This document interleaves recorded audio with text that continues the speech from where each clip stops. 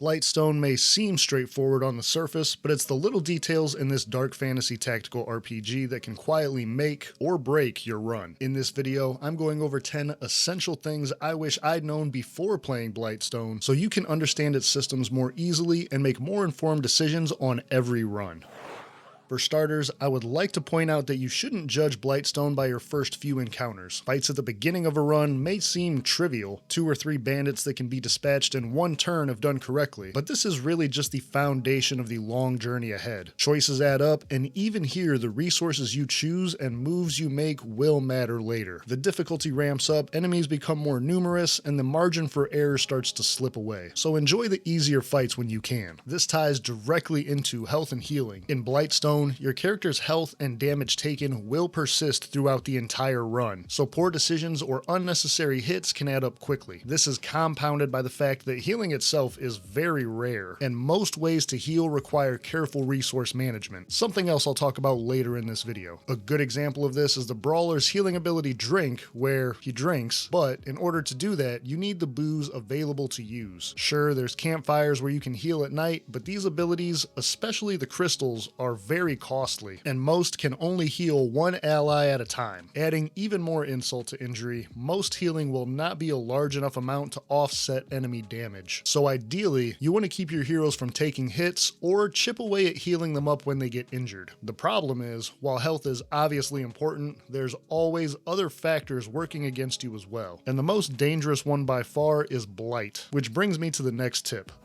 As you get closer to the demonic rift, your heroes will slowly become corrupted by evil energy. This takes the form of Blight, a curse for lack of a better term, that will be added to your heroes after every campfire in multiples of 10. The thing is, it doesn't really seem like a big deal at first. It's much more of a slow burn. Tainted is the first level, where the only effect is a negligible 3% increase in the chance of a dark event happening while you camp. Deranged is the second level, actually adding 10% damage, but increasing that dark event chance to 5% and reducing healing by 20%. Fractured is the final fully blighted status. 30% increased damage, 30% reduced healing, and a 10% bump to dark event risk. On top of that, each turn has a 50% chance for the character to become confused, a status where they use a random skill and target the nearest available unit, including friendlies. Here's where it gets tricky though. You'll begin fighting tainted enemies that do some of their damage as blight, making it pretty easy for this to add up before you know it, especially against heavy hitters. Also, since Blight is added at the end of camping to all heroes, there's a very good chance they'll all be in the same stages together. So what looks like a small risk on paper is actually a wider problem. That 3% extra chance of a dark event is actually 9%, 5% is actually 15%, and the 10% actually 30%. Boy, that escalated quickly. This ties into resource management, again, in multiple ways, which I'll cover next. But first, my cautionary tale. I let the Blight build up, willing to trade the damage increase for the healing loss, because hey, I'm a tactical player, I can avoid hits, but it ended up getting away from me quicker than I imagined, and had some pretty catastrophic consequences. First, my blighted brawler was sleepwalking and destroying a bunch of my resources, and the next campfire, he was driven so mad that he actually removed himself permanently. This handicapped my remaining 2 heroes and basically caused me to fail outright. The takeaway here? Blight resistance is a hugely underrated upgrade. Don't make the same mistakes as me. And also, don't sweat it too much. Struggling early or learning these things the hard way is normal.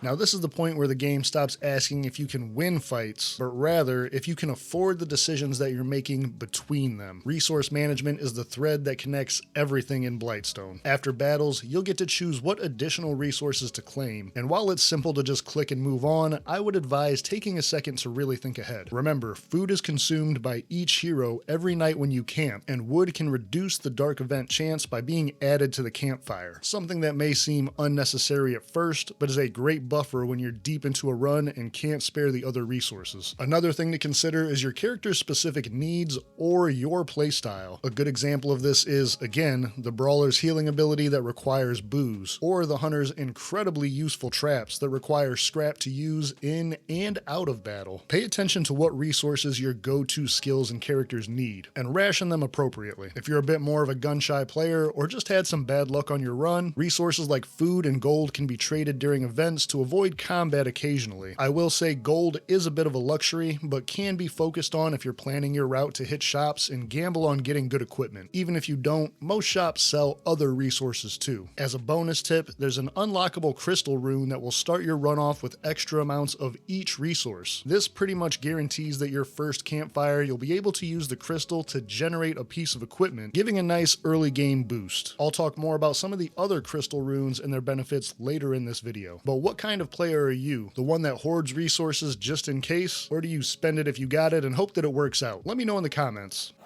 Now, I've seen some reviews mentioning lack of variety and only having the 3 starter characters to use, but guys, there are other classes and characters to unlock. It doesn't take long to pop up, and it's not particularly difficult to do either. So spoilers here, I guess. If you don't want to see details of any unlockable characters, then skip this tip and the next one. I'll give you a second to do that if you choose to, or you can hit the like button on this video if it's helped you at all up to this point. Now, to unlock other characters is simple. During your run, you'll see a red icon pop up saying there's a quest to be followed, similar to when shortcuts or treasure are revealed. Unfortunately, I didn't get footage of this while playing, but it really is just a random red node. You can't miss it. I don't think there's any particular trigger to make these happen, but when they do, I strongly suggest you plan around going to them. This is a 2-step process for the current hidden characters, and if you don't go to the second node or lose the run before completing both, you'll have to do it again. The first event is basically a conversation with villagers telling you about the lost hero. For example, one group mentions that their priest ran into the wilderness, abandoning them in their darkest hour. The second part of the quest involves you finding said priest, fighting off the enemies, then encouraging and recruiting him into your party. After this is successfully completed, the new hero will be available to select at the start of any new runs. But I don't encourage you to do this simply for variety. Like every other hero in the game, the hidden characters have very specific skill sets and utility, like the druid being able to shred armor with her base attack, very helpful in the mid to late game, as well as summoning animals for aggro, distractions, or additional allies on the battlefield. Out of the characters that you've seen so far, which one do you think feels the strongest? My MVP might just be the priest. Let's talk about him next. The most obvious benefit of the priest is that he's the only character with base healing abilities that don't need to be unlocked. But here's the kicker. Those healing skills purify, which means they can also be used to deal damage that ignores armor to unholy or tainted enemies. And believe it or not, in a game about a demonic invasion, there's a lot of unholy or tainted enemies. One healing ability also gives the wet status, able to remove burning from your allies or make enemies vulnerable to lightning damage. That's not all though. The holy man is no slouch when it comes to offense or utility either. God's hand telepathically throws enemies into objects or off of cliffs, and his big offensive skill, Cleansing Beam, does incredible damage to unholy units and is perfect for finishing clusters. It does have a longer cooldown, but that's a fair trade-off in my book, and these are just his base abilities. The priest has equipment that can increase healing by up to 70%, and I've even seen 30% bonuses to damage against unholy. In the later parts of the run, when you're fighting a bunch of demonic minions, this man is an invaluable jack of all trades. Stack all of this with his unlockable abilities to give barrier, mass heal your party, or remove all negative statuses, and Father Petrus is well worth going out of your way to unlock. For the rest of this video, these tips are about understanding the systems Blightstone shows, but can be a little easy to miss. Starting with the threads of time. These are your meta progression currency that you'll spend outside of the run. It can be pretty easy for them to build up and be forgotten when you just want to jump back in, but the additions here are too good to pass on. Getting the reinforcement ability for your party is cheap and a must, allowing you to replace your first lost hero. You can also start runs with more gold, map information, and drastically increase the chances of finding higher tier equipment. The Thread of Fate allows rerolls of shops and rewards, and this is pretty important too, as sometimes you can get stuck with a lot of duplicate items or things for a hero that you don't have, or even one that's already decked out and you don't need. Bottom line, always make sure to check your threads of time and see what upgrades you're actively saving for or able to purchase. Tying into the threads of time are the crystal runes, another form of meta progression. These are extra bonuses and abilities for your heroes, categorized in 3 different styles. Assault, which focuses on extra damage, crits, and gives your crystal an automatic earth bolt attack. Bastion, which is more about revives, extra HP, and a movement range boost. And Harmony, which actually synergizes with the other 2 and focuses more on resources. The key here is that, right now, you can only have 2 major rune categories active, and only a limited amount of smaller runes available in those categories. Here's the tip. Don't just set it and forget it. Really look at the different options available to you, experiment, and use them to complement your party and your style of play. If you're a risk taker or ultra aggressive, revives and health might be better for you. If you want your crystal to do more than just sit around and watch, then the Earthbolt attack has quite a few upgrades that can be added to it. Also, these runes are one of the only ways to give your crystal any kind of movement. It's not much, but you can add 2 quick steps per battle. The other way to move your crystal is what we're about to discuss next. One of the best parts of Blightstone's combat system is the environmental interactions and ways to use your characters. Look for the yellow outlines around environmental hazards and objects to see how you can gain an edge. The Brawler is the most straightforward benefactor of this, as he can charge and knock enemies back into objects, or just plain grab, headbutt, and throw them down a hole. Don't make the mistake of only using him for this type of interaction though. The Arcanist has telekinesis, and the Priest has God's Hand, which can be just as useful as the Brawler's throw. Knock enemies into each other, move them into a cluster for cleansing beam, pick up explosives and toss them. You can really get creative with it. Another benefit is that you can use telekinesis to move your crystal or other heroes out of the way of enemy attacks. This is great for charging enemies or AoE. Just remember the turn countdown showing you when the attack will happen. The Brawler can grab and throw the crystal as well, but the other abilities just work better because you don't have to be next to it to use them. 2 interactions I figured out that have been very useful to me. When an enemy is charging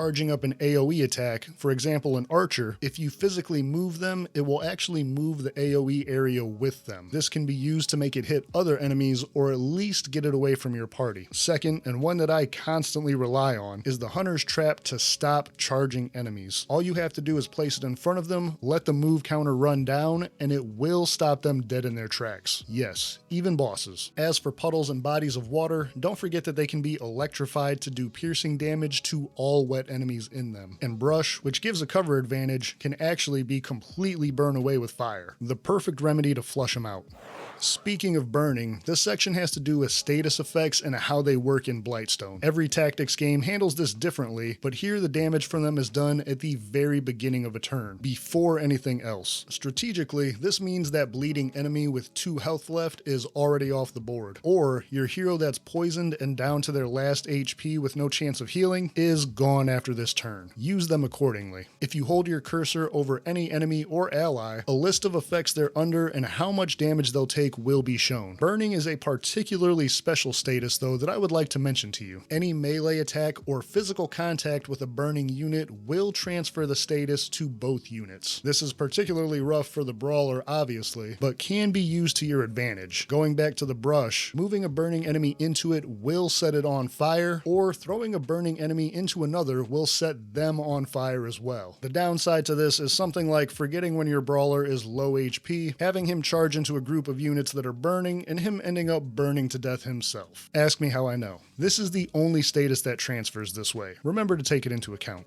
Another environmental factor that can make a big difference is the weather. You may see these icons show up before a fight, but here's what they actually do. Fog will hide all enemy stats and information, including where their interrupt or AoE attacks are targeted. Wind makes ranged attacks take a considerable hit to accuracy, 30% I believe, and can make using the Hunter an exercise in irritation sometimes. Rain just makes all units on the field wet, so lightning damage ignores armor and is a bit more lethal. If you ever forget this, you can simply hold your cursor over the icon in the top right of the screen and it will show you all of this information as well. A less obvious mechanic is cover, or in this game's case, more like obstructed line of sight. Most medium to large size objects will block shots or decrease your chance to be hit, including simply standing behind another character. This little square icon next to the health bar shows that a unit is obstructed, and that's about all that cover really uses to be advertised on the UI. However, this can be the difference between taking a hit or not, so remember to move your characters behind objects when available, and use the free movement system to position clean shots for ranged attacks. If you're already playing Blightstone, hopefully these saved you a few painful mistakes, but if you're still on the fence, or just want to know more about the overall loop and gameplay, I've got a full video breaking down those systems and giving my thoughts. To see that, you can click through to the video that is on screen now.